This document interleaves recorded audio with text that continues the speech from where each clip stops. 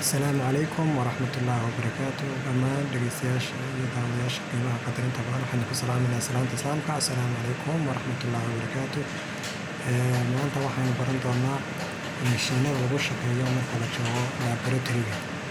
insha Allah injiinkan ayaynu ka bilaabi doonaa injiinkan aad arkaysaan waa CBC machine ama waa ka lagu baaro HP-ga qaybaha kala duwan ee dhiigga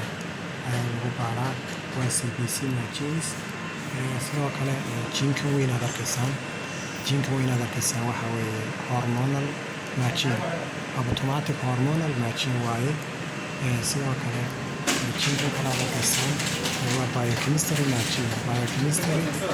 waaye automatic chemistry sidoo kale mashiinkan aad arkaysaan isaguna waa clinical chemistry ama clinical chemistry machine weeye sidoo kale injiinkan isaguna arkaysaan waxaa lagu baaraa arterial blood gaasiska iyo electrolytka labadaba waa lagu baari karaa mashiinka yaraad isaguna arkaysaan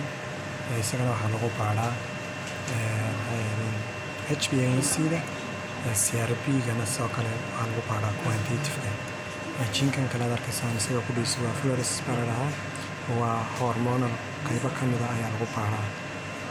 sidoo kale mashiinkan aad arkaysaan isaga ku dhiisa waa electrolyte machine baa la dhahaa waa injiin u gaara electrolytka gaar ugu ah injiinkan aad arkaysaan waa injiin all version machine weeye waa ELISA tas baa la dhahdaa maanta intaas aynu ku joojin doonaa insha Allah machineski waxaynu ku salaamaynaa salaanta islaamka assalaamu calaykum waraxmatullaahi wabarakaatu